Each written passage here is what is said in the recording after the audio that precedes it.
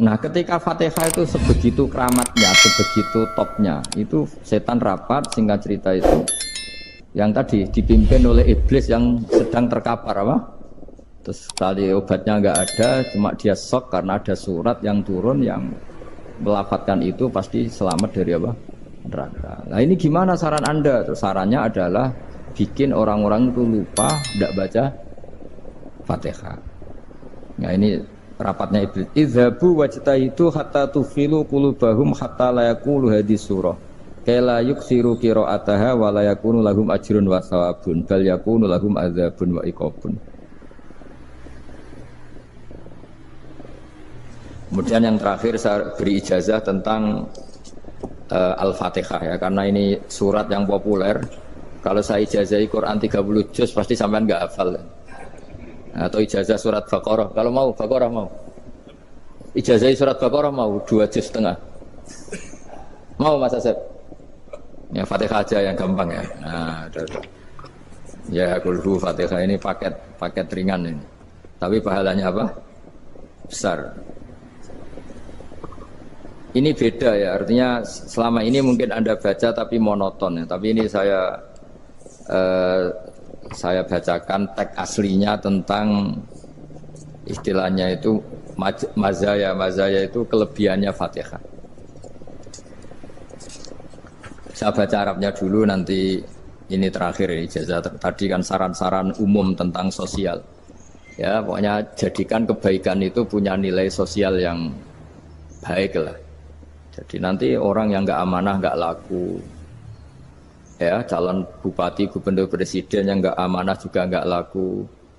Begitu juga kiai yang tidak amanah juga nggak laku, suami yang nggak amanah juga nggak laku, istri yang nggak amanah juga. Sehingga kebaikan ini jadi nilai sosial yang dalam tanda kutip sudah keniscayaan. Yang diinginkan Allah itu seperti itu, bukan kebaikan yang dipaksakan karena kekuatan negara. Maksudnya kalau bisa kebaikan itu tidak usah dipaksakan. Memang sudah satu kebutuhan. Kayak cerita-cerita di negara maju itu, bahkan apapun jatuh itu nggak ada yang ngambil apa itu. Makanya gambarannya Mekah Madinah kan gitu kan, barang jatuh nggak ada yang berani apa ngambil itu, saking sudah jadi sistem. Sehingga banyak negara di Eropa itu yang sampai nggak punya tentara, nggak punya polisi karena kebaikan sudah. Nah kita kan masih capek, polisinya aja capek apalagi masyarakatnya, karena ya kebaikan itu belum jadi nilai bersama. Nah kita selain ditopang negara, ada polisi, ada tentara, itu kita usahakan kebaikan itu jadi nilai bersama. Tadi wa'tamiru bainakum bima'ruf. Dan kita punya reputasi yang bagus dalam bab ini.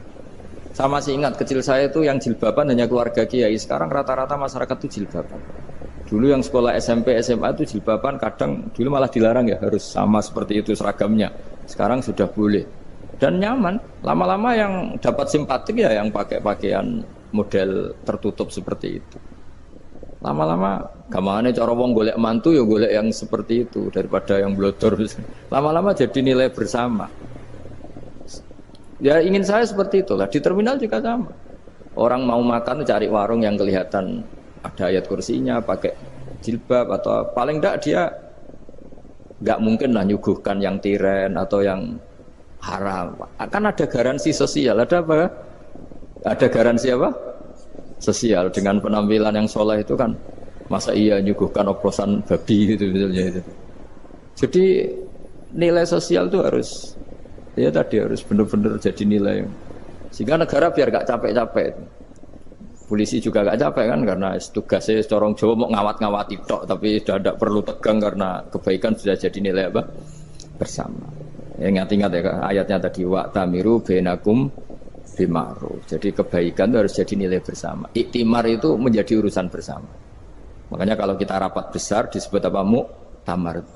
Muktamar itu urusan bersama. Tadi imamnya sholat juga menopang Gojek karena nggak lama-lama nopang Grab, nopang Kernet, nopang penjaga Indomaret, penjaga bensin, pom bensin. Nah dia hanya punya waktu 5 menit terus imamnya baca Baqarah kan. Iya imamnya mursyid, mungkin dia tambah lama tambah dapat aplaus dari muhibbinnya, tapi makmumnya Dia tambah lama tambah dapat penghormatan dari pecintanya, tapi kitanya wah khusyuk wali kan dia dapat status naik lah, kita yang sudah tidak ikut jadi wali diganggu apa pekerjaannya. Kalau ada imam seperti itu sampai mufarokoh saja, niat ya Allah sampai sini saja saya makmum orang itu, silakan orang itu punya urusan sendiri dengan jenengan ya sudah, atau salib saja apa. Nah, itu boleh kalau dalam fikih namanya apa, mufarokoh. Mufarokoh itu niat, tapi kamu jangan langsung selonong mufarokoh, niat dulu pamit sama Allah bahwa sekarang mau mufarokoh.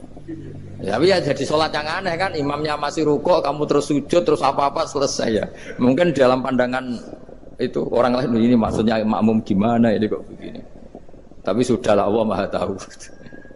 Insya Allah dimaklumi. Ya saya baca tentang Fatihah ya, karena sampean pasti sering baca Fatihah. Supaya apa sekaligus jadi jimat lah gitu. Jadi kalau kamu sering di jalan-jalan yang mungkin sepi atau mungkin kan tidak semua teman Grab itu nasibnya bagus yang di Semarang Jogja. Mungkin yang di Kalimantan di Papua kan ada yang 10 kilo gak ketemu rumah, ya kan? Ya lihat di TV-TV itu kan kasihan kan. Sudah 10 kilo gak ketemu rumah, penumpangnya kuwekar preman tuh kan. Ini makan orang enggak kan gitu. Kan ujiannya dua. Kalau penumpangnya cantik itu ya kecoba syahwat, kalau preman takut. Jadi orang itu selalu ujian itu. Sing sedengan itu kan jarang orang itu. Jadi kalau penumpangnya perempuan cantik ujiannya itu syahwat, kalau preman ujiannya ketakutan. Kalau orang yang lemah bawa uang ujiannya kamu ingin garong. Jadi hidup itu memang semuanya ujian. Liyabluwakum ayyukum ahsanu amala. Makanya saya sering ditanya oleh teman-teman, Gus, nah ujiannya kenal wong wedok elek piye sama? Kenal wong ayu ujiannya syahwat, kenal wong elek ujiannya ngenyek, itu sama-sama dosa. Syahwat ya dosa, ngenyek juga dosa. Welek keriting untune metu ya dosa ngomong gitu. Kadang-kadang orang berpikir enak kancanan wong elek gak dosa. Kata siapa kancanan wong elek itu ya dosa karena bawaannya ngenyek. Ngenyek itu menyepelekan itu. Makanya saya itu ya nggak mau berteman sampean. Nanti kan bawaannya ngenyek atau seneng ya enggak tahu saya. Ya sudah ada takdir saja kalau ketemu ya tak ulang ngaji gitu. Tapi ini ngaji terakhir, setelah ini ngaji biasa aja, enggak usah resmi gini. Ngaji kok resmi aneh. Pokoknya nanti suatu saat kalau pandemi sudah berlalu saya akan ngaji Rebone, lalu ini ngaji. Ini ngaji yang kurang bagus karena ngatur kiai kurang berkah ini. Nanti tapi ya lumayan lah masih mau ngaji. Ngaji kok tanggal ini jam ini. Sekarang suatu saat kamu tak panggil, Mas Wahyu datang ke sini jam ini tidak mesti bisa. Mungkin pas ada acara apa, oh, maaf ke sini pas ngecek pas apa. Gitu. Jadi ya sudah tapi tak maafkan enggak apa-apa. Takdir ya. Tak bacakan supaya sampean tahu keramatnya bismillah. Nah, sebelum saya bacakan bismillah Fatihah, tak beritahu tentang ilmu tafsirnya karena ini penting sekali. Fatihah itu dawuhnya Allah, tentu itu dawuhnya Allah. Saya ulang lagi, itu kalam Allah.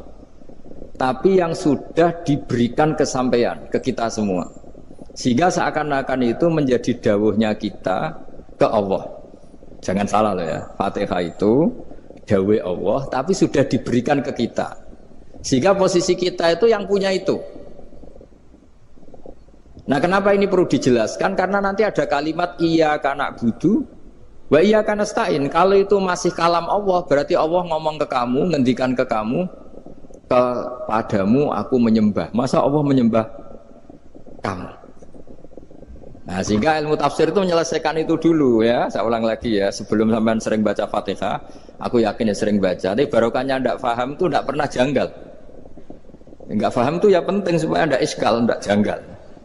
Sebetulnya di kalimat itu ada yang janggal. Kalau Fatihah itu kalimatnya Allah atau kalam Allah, bagaimana dengan kata-kata iyyaka na'budu? Masa Allah ngendikan ke kita, kepadamu kami menyembah. Masa Allah menyembah kita? Maka penyelesaiannya secara ilmu tafsir gimana? Semua ulama mengatakan, bukan satu dua, semuanya mengatakan di Fatihah itu semuanya diberi kawalan kalimat. Saya ulang lagi ya, di Fatihah itu semuanya diberi awalan kalimat qulu, katakan wahai hambaku begini. Ya, katakan wahai hambaku begini. Nah, begini ini pelajaran dari Allah yang sudah diberikan ke kita. Terus kita mengatakan bismillahirrahmanirrahim, alhamdulillahirabbil, termasuk kita mengatakan iyyaka na'budu wa iyyaka nasta'in. Jangan bayangkan Allah ngendikan ke kita. Kalau Allah ngendikan kita berarti gini, hei wahyu, ihdinas siratal mustaqim, tunjukkan saya jalan yang benar. Nah nanti kamu terus, ya Allah, Anda aja minta tolong saya minta tolong siapa kan? Jadi panjang kan? Ya, saya ulang lagi ya. Jadi itu di Ulumul Quran diterangkan gimana? Sebelum baca Fatihah, ya. Fatihah itu kalamullah, ngendikane Allah, tapi yang sudah diajarkan ke kita dan sudah milik kita. Sehingga kalimat itu menjadi milik kita. Tapi ya kalamullah, tetap kalamullah, tapi sudah menjadi milik kita. Udah paham ya? Ya pinter nah. Ya, karena kalau tanpa penjelasan seperti ini, Anda akan iskal. Bagaimana Allah, iskal itu janggal, bagaimana Allah mengatakan iya anak budu. Yang jadi aneh ya? Ya, jadi tak jelaskan secara ilmiah ya. Jadi kata ulama-ulama tafsir, ayat-ayat Quran seperti ini sebetulnya dimulai dari qulu apa? Meskipun enggak dilafatkan.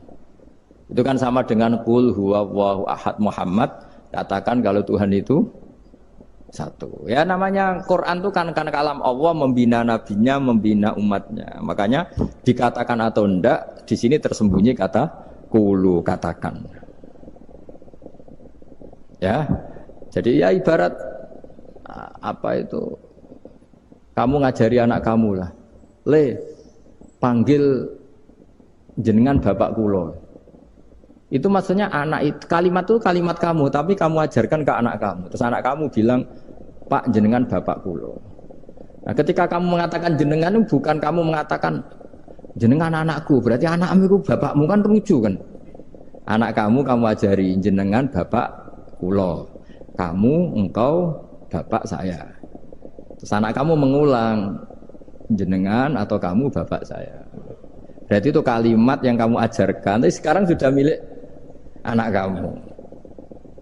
Kalau itu kalimat kamu kan lucu, masa anak kamu bilang bapak. Nah itu seperti itu. Jadi ulama memberi solusi atau jawaban iya karena abudu. Ya itu sebelumnya ada kata-kata qulu, katakan wahai hambaku, hubungan kamu dengan saya adalah katakan iya karena abudu wa iya karena nasta'in. Terus hubungan kamu dengan saya katakan juga dalam doamu ihdinas siratal mustaqim. Jelas ya, jadi itu kalam Allah yang sudah milik kita karena diajarkan Allah untuk kita. Dong ya? Ya dong, ya, gak jelas ya. Tapi bagus, gak jelas itu bagus. Kalau kamu jelas gak jadi digrab, jadi gubernur. Min azimi fadliha kasratu asma'iha fadail ukhra. Ini cerita dramatisnya surat Al-Fatihah. Qala Abu Hurairah radhiyallahu anhu inna iblisa ranna khina unsitat Al-Fatihah. Jadi iblis itu begitu kesakitan. Ini kitab Abu Abul Farad karangannya Sayyid Muhammad Alawi, juga kutipan dari beberapa kitab. Yang jelas beliau sendiri juga ngutip dari beberapa riwayat di beberapa hadis. Halaman 123. Ketika Fatihah turun itu iblis kesakitan. Kayak orang sakit gigi lah, tersiksa sisanya karena turunnya surat apa? Al-Fatihah. Artinya kalau Anda baca Fatihah dijiwai, maka Anda melemahkan setan, melemahkan iblis. Wa qala Mujahid, khina unzilat Fatihatul Kitab ronna fastama indahu asyayatin. Jadi ketika Fatihah itu turun, iblis itu terkapar lah kira-kira. Sampai dijenguk banyak setan. Jadi kamarnya di ICU lah kira-kira gitu kalau sekarang itu. Entah Covid entah enggak tahu. Pokoknya di ICU sampai dijenguk banyak setan. Enggak tahu bawa apa enggak tahu. Pokoknya dijenguk banyak setan. Ono yang nyangoni karena ini apa? Ketuanya apa? Pingsan, sakit.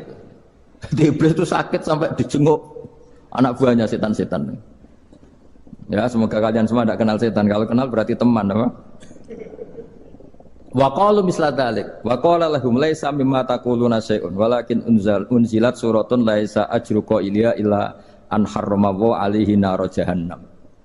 Saya ini bukan sakit fisik kata iblis. Kamu tidak usah jenguk saya, datangkan dokter terbaik, tidak usah. Saya ini tidak sakit fisik. Saya ini sakit karena ada surat yang diturunkan, yang pahala yang melafatkan surat itu pasti selamat dari neraka. Padahal misi terbesar saya ini supaya manusia masuk neraka. Sekarang punya tamengnya. Wah pusing kan? Ya seperti orang lah, goda sampean ternyata sampean setia, itu kan pusing. Nah ternyata tidak setia, itu yang akhirnya ribet kan itu. Jadi iblis itu cita-cita terbesarnya kan semua orang itu masuk neraka. Nah sekarang turun satu surat yang gara-gara surat itu siapapun yang baca dijamin selamat dari neraka. Jadi walakin unzilat suratun laisa ajru qailiha illa an harramallahu alaihi nar jahannam. Karena jadi dia shock lah, kalau orang di Jawa itu bilang shock. Aduh sial nasib saya ini umat nggak bisa saya goda lagi karena punya tamengnya tadi punya. Qad tolakaidukum wa makrukum. Rekayasa kalian sekarang itu tidak ada gunanya semua. Nah, ini alhamdulillah di Indonesia kelihatan kan banyak yang miskin, banyak yang susah. Tapi selagi mereka masih sholat, itu keinginan mencari halal itu masih tinggi. Kayak apa kita di tengah kota, jauh dari anak istri, jauh dari tetangga. Biasanya kalau orang jauh dari anak istri, tetangga kan sakar PDW. Tapi yang soleh masih banyak, sudah jauh dari keluarga tetap lurus. Loh, kalau yang dekat lurus kan wajar, konangan wong akeh gitu. Ini sudah jauh masih lurus. Nah ini nggak lepas dari barokahnya surat apa? Surat Fatihah tadi. Jadi karena ada surat yang menjamin pelafalnya atau qailiha terbebas dari api neraka. Wa qalat as-sayatinu lahu is ayyusai'in ta'muruna ya maulana. Faqala lahum idhabu wajtahidu hatta tukhfilu qulubahum hatta la yaqulu hadhihi surah. Lalu kita gimana? Jari para setan gitu. Lalu kita gimana? Terus kata iblis, sudah bikin mereka lupa sehingga tidak baca lagi. Selagi masih baca kita pasti keok. Jadi kalau sampean sudah jarang baca Fatihah itu berarti sudah bagian dari kemenangan apa? Iblis. Jadi kalau sampean sudah jarang baca Fatihah itu berarti bagian dari kekalahan Anda, kemenangan iblis. Masih sering baca? Berapa kali? Terus apa lagi?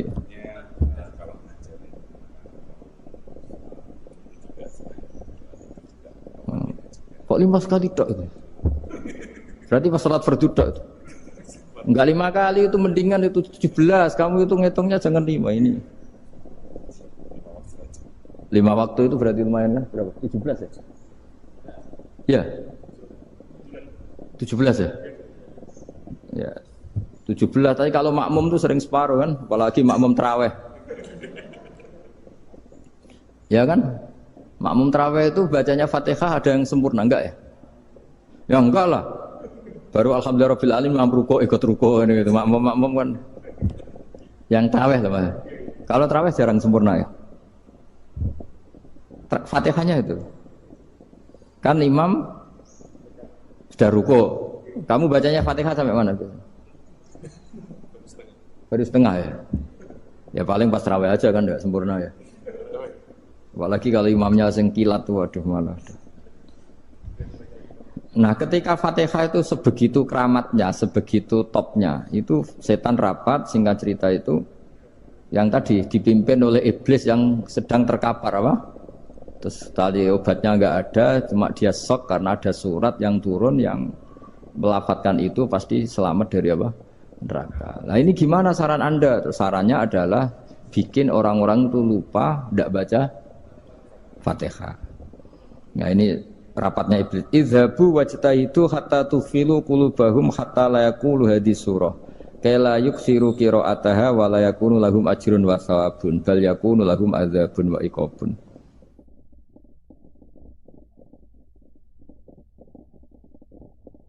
Jadi saya mohon selama ini Anda sudah baca, tapi mungkin hanya rutin saja. Napa rutin saja? Jadi barokahnya ngaji ini kamu punya kekuatan atau punya semangat membaca karena ini surat yang luar biasa. Ibarat gini, kalau sampean tanya, saya juga sering mikir, masa Gus hanya surat kok punya kekuatan seperti itu? Di dunia ini kata Allah, mulai Nabi Adam sampai kiamat, nggak ada yang bisa menandingi kekuatan kalimah. Kalimah itu kata-kata, nggak ada yang bisa menandingi kata-kata. Misalnya Anda nge-grab, berangkat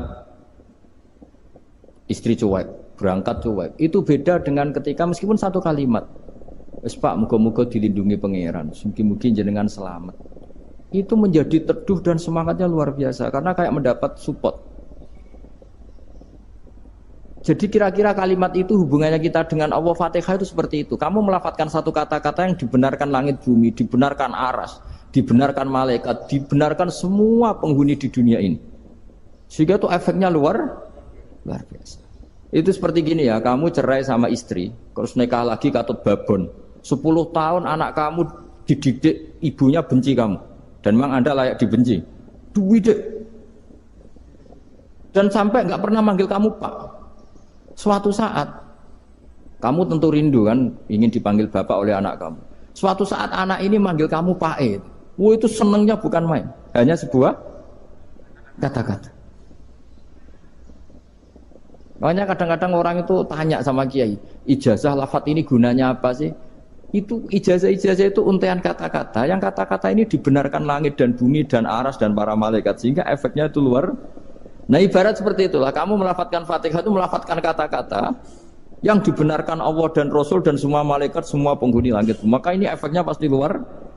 Nah di sini lah orang-orang dulu itu tahu keramatnya itu. Sehingga ketika melawan Belanda, melawan Jepang dulu itu kalimat-kalimat itu menjadi mantra yang luar biasa.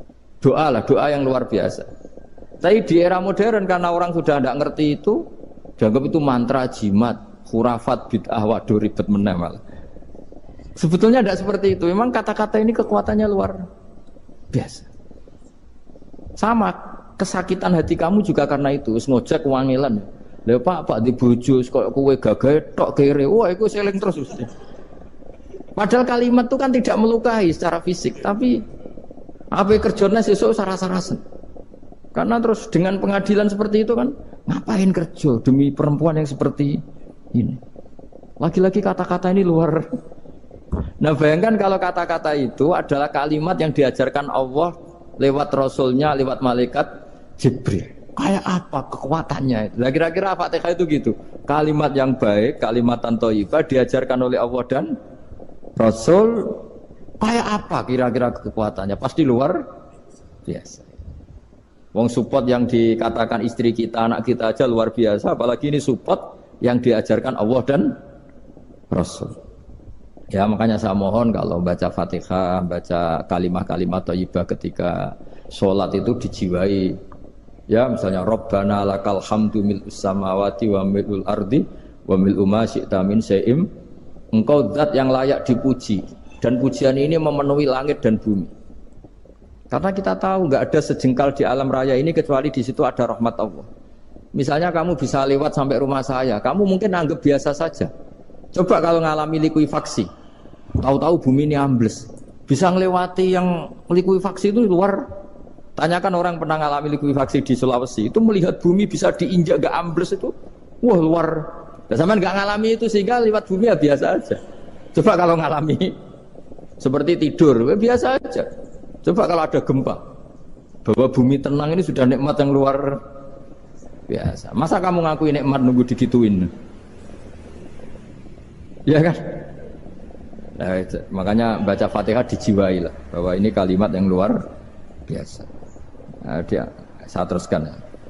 Warwa Muslimun fi sahihihi an Ibnu Abbas radhiyallahu anhuma annahu qala bainama Jibril alaihi salam qaidun dan Nabi sami anaqidan min fawqi farafa'a ra'sahu faqala hadza babun minas sama futihal yawma lam yuftaqadhu ilal yaum fanazala minhu malakun faqala hadza malakun nazza ilal ardi wa lam yanzil qattu ilal yauma fasallim waqal absyir binuraini qad uti tahuma lam yu'tahuma nabiyyun qablak Fatihatul kitab wa khawatimu suratil Baqarah. Jadi suatu saat Jibril ini jagongan kira-kira gitu sama Rasulullah. Tahu-tahu langit itu gemuruh.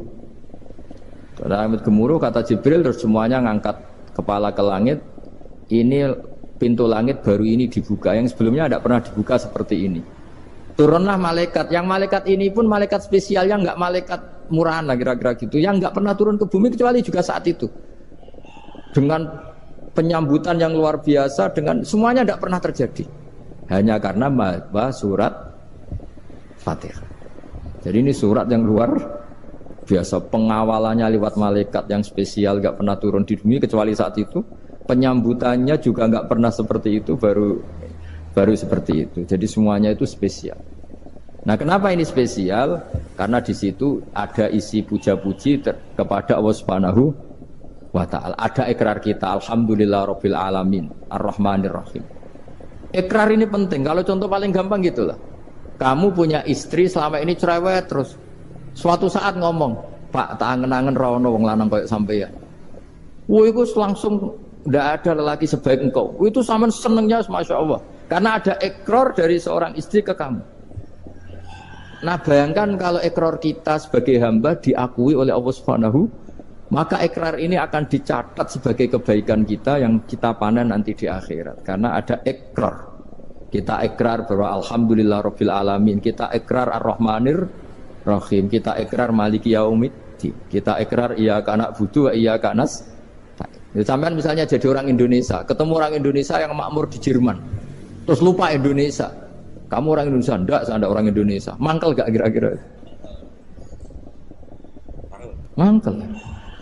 Karena salah ikrar kan gitu. Ya, jadi saya mohon jangan anggap kalimat itu hal yang biasa, tapi luar biasa. Nggih, ngoten mawon. Assalamualaikum warahmatullahi wabarakatuh.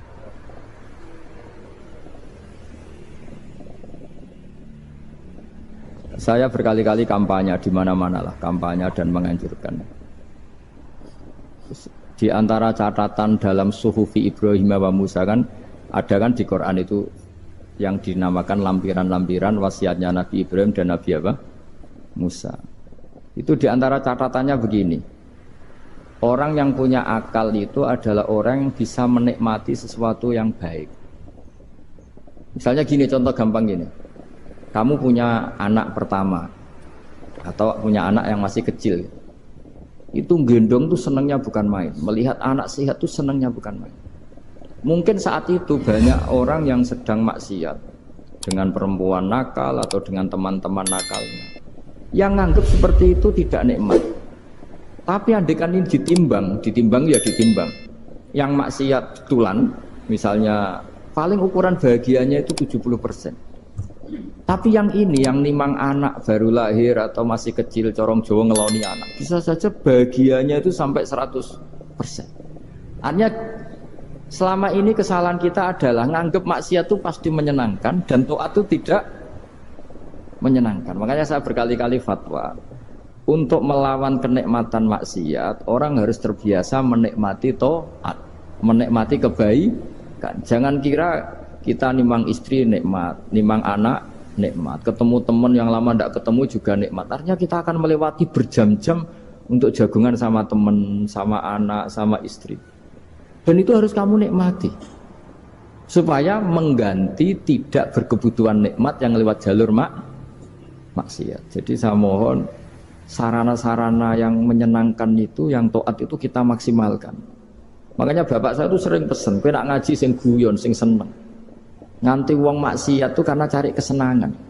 Coba kalau kesenangan itu sudah didapatkan saat taat, maka tidak butuh lagi kesenangan yang berbentuk maksiat. Makanya orang-orang wali dulu kalau sudah sholat itu gak bisa berhenti karena merasa nikmat. Makanya Nabi pernah ngendikan wa qurratu aini fi sholat, nyaman saya itu kalau sedang sholat.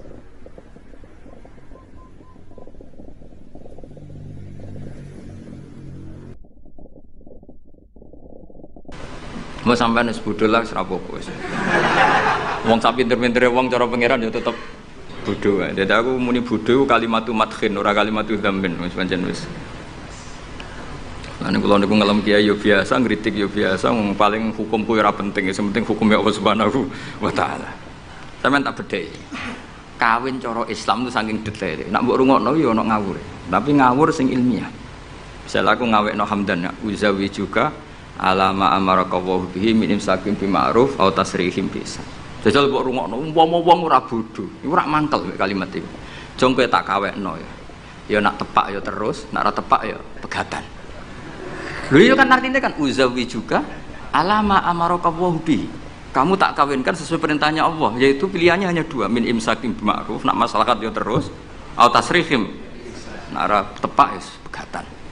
Tapi nak terus ya sing apik. Nak pegatan, sing apik. Pegatan apik orang bawa dunia, orang ngetakno dunia wis pegatan. Cowok rabi wis ngetakno dunyane mertua lagi pegatan elek. Itu coba andekan itu orang paham semua. Mesti kan wong ngurung-ngurung kok sebatas. Tapi barokah ra paham. Amin amin. Berarti betapa barokahnya kebodohan ini. Kok kowe nyesal lho lha opo barokah ngono itu. Coba umumnya kiai kalau ngakatkan gimana coba? Seperti tadi kan? Coba saya artikan, uzawiju ngawekno ingsun ka ing sira. Alama sesuai ngatasi perkara. Amaro kang perintah ka ing sira sapa Allah. Kowe tak kawekno aja sesuai aturan sing ditanamkan Allah, sing diajarkan Allah. Yaitu min imsakim, yaitu ngeker kelan apik, mesti nikah terus. Au tasrihin to megat, engko nak megat yo. Ya tasrih biasan kira-kira nek dadi manten sugih ya pegatan-pegatan tapi aja ngentekno donyane sik. Nah, karena Quran itu ilmiah. Ilmiahnya apa? Potensinya orang kawin ya hanya dua itu. Kalau enggak terus ya pegatan, daripada kaget di belakang sudah diomongkan dulu di depan. Loh di mana-mana ilmiah itu kan gitu kan? Kalau kita mau pergi ke Jakarta, kita sebagai supir yang baik, pinten jam? 4 jam misalnya. Tapi kalau ada macet ya 6 jam. Tapi kalau ada kejadian di luar duga ya 3 hari. Itu ilmiah, sesuatunya di kayak militer itu loh. Alternatif A, ada alternatif B, alternatif C. Pilot ya gitu. Otomatis kalau nggak bisa manual, kalau bisa semuanya ada alternatif. Kawin ya gitu. Enggak nang orang pegatan segawe alternatif. Ndak ada gitu maksudnya. Wah seneng kamu nafsiri sing salah. Resiko dadi kiai ngoten niku. Kula bolak-balik dijampami tiyang Jogja napa tiyang Jakarta, tiyang Surabaya. Gus kula tak nulis buku jenengan. Ya tapi tetep bukumu sing nafsiri kowe ora aku. Mang resiko jadi wong top. Wong do nafsiri dhewe-dhewe. Aku kadang gumun aku sing ngomongnya ra tau di pikiran ngono. Kok sing nafsiri pikirane ngono iku sing bulet menafsir. Tapi itu resiko. Memang apa? Jadi wong alim kok wong ayu. Wong ayu ketemu Hamdani guyu. Hamdani nafsiri seneng, sing wong ayune bocah kok lucune ngono. Wong alim ya. Kula nu kadang didudono tiang-tiang. Didudono tiang-tiang. Gus ini ada buku tentang jenengannya, ada WA tentang jenengan. Lho aku sing duwe awak wae ora dipikiran ngono kok sing nafsiri tok ndi ku piye. Wis tangan-tangan wis kaya wong ayu ngono. Wong ayu senyum. Sing disenyumi nafsiri apa? Senang. Sing ayu nganggepe lucu. Tak anggap wong latihan. Jadi wong sing nulis tentang kula sing ora bener tak anggap wong latihan urip ngono wis ora usah. Tapi itu memang mau ndak mau. Dulu zaman sahabat yang ngalami seperti itu. Nabi misalnya dapat wahyu alladzina amanu wa lam yalbisu imanahum bidzulmin ulaika lahumul amnu wa hum. Orang yang iman kemudian imannya enggak tercampuri sama kedzaliman sama sekali. Karena pakai nakirah. Iman yang tanpa zalim sama sekali itulah yang aman. Ulaika lahumul amn. Sahabat punya tafsir sendiri. Karena pikiran mainstream di sahabat, zalim itu wa tusya fi ghairi mahalli. Meletakkan sesuatu yang tidak pada maka mereka bilang ayuna lam yazlim nafsah. Wah kalau iman syaratnya gitu ya berat ya Rasulullah. Siapa sih yang enggak pernah zalim? Terus Nabi ngendikan laisa huwa kama ta'nun. Sebagian riwayat laisa huwa kama taqulun. Oh itu tidak yang seperti kamu bayangkan. Alam tasma qaulallahi ta'ala, yaitu dawuh Luqman Hakim, la tusyrik billah inna syirka la zulmun azim. Ndak maksudnya bukan dolim batu syek fi ghairi mahalli, tapi apa? Syirik. Jadi berarti maknanya gimana? Orang yang iman dan kemudian dalam iman itu tidak melakukan syirik sama sekali. Itu artinya kan sahabat punya tafsir yang beda dengan yang membawa Quran. Untung zaman itu ada Nabi diklarifikasi. Nah saya ini masalahnya penulis-penulis tentang kiai atau klarifikasi. Luwih pinter timbang kiai ini. Bingung gak? Itu dulu zaman orang soleh semua. Zaman orang soleh semua. Mencintai perempuan itu baik. Karena maknanya cinta itu ora demenan. Saya ulang lagi, maknanya cinta itu tidak demenan. Yaitu perempuan dilihat sebagai sarana reproduksi atau sarana pendidikan. Karena kita tahu pertama kali anak-anak dapat ilmu dari siapa? Ibu. Ibu itu seorang perempuan. Jika bilang perempuan itu orang kok bayang wong wedok sing semlohe sing menarik kok gak. Ya perempuan saja. Bisa ibu, bisa guru madrasah, bisa apa saja. Tapi era wong ra saleh muni kiai itu harus mencintai perempuan. Itu anggap ajaran sesat. Karena mesti konotasinya urusan apa? Syahwat. Paham tuh sing kula maksud. Seneng dunya nggih ngoten. Zaman sahabat, itu banyak sahabat sing seneng dunya. Tapi wong soleh, senenge dunya juga berangkat kebaikan. Syarat jihad wajah itu bi amwalikum wa anfusikum. Sehingga wong darani seneng dunya iku yo ora ep. Wong perangkat begitu juga seneng perempuan. Dulu itu enggak ep karena bayangnya perempuan itu kalau cantik ya dinikahin, kalau tidak cantik ya ibu atau guru, semuanya ini perangkat kebaikan. Tapi sekarang bilang perempuan itu konotasinya apa coba? Urusan syahwat. Sehingga dulu itu enggak masalah misalnya Nabi ngendikan wa hubbiba ilayya min dunyakum at-tibbu wan nisa. Karena orang masih waras semua. Jadi itu enggak melahirkan salah tafsir. Padahal Nabi jelas ngendikan ada 3 hal yang saya ditakdir dicintakan 3 hal itu. Yang 2 itu at-tibbu wan nisa. Pewangian dan perempuan. Tapi dengan makna yang apa? Positif. Karena kalau perempuan enggak dididik, coba anak kamu pertama tahu kebaikan lewat siapa? Ibu. Ibu itu perempuan apa lelaki? Perempuan. Jadi dulu makna perempuan itu udah harus urusan. Nah, tapi kalau sekarang sampean ngomong itu, orang nafsirnya kan macam-macam. Jadi tapi itu sudah, itu resiko. Yang jelas kalau minta seminta-mintanya nafsiri Quran, hadis, nafsiri ulama, itu jangan nganggo utekmu dhewe. Nganggo prosedur sing dikuasai perangkat itu oleh ulama. Makanya kalau masalah Quran sampai Kanjeng Nabi keras, man fassaral Quran fi ra'yihi falyataba wa maqadahu minan nar. Orang yang menafsirkan Quran dengan otaknya sendiri, maka sama juga pesan 1 tiket ke neraka. Tapi kalau nafsirkan ulama salah, saya naik dhewe urung pati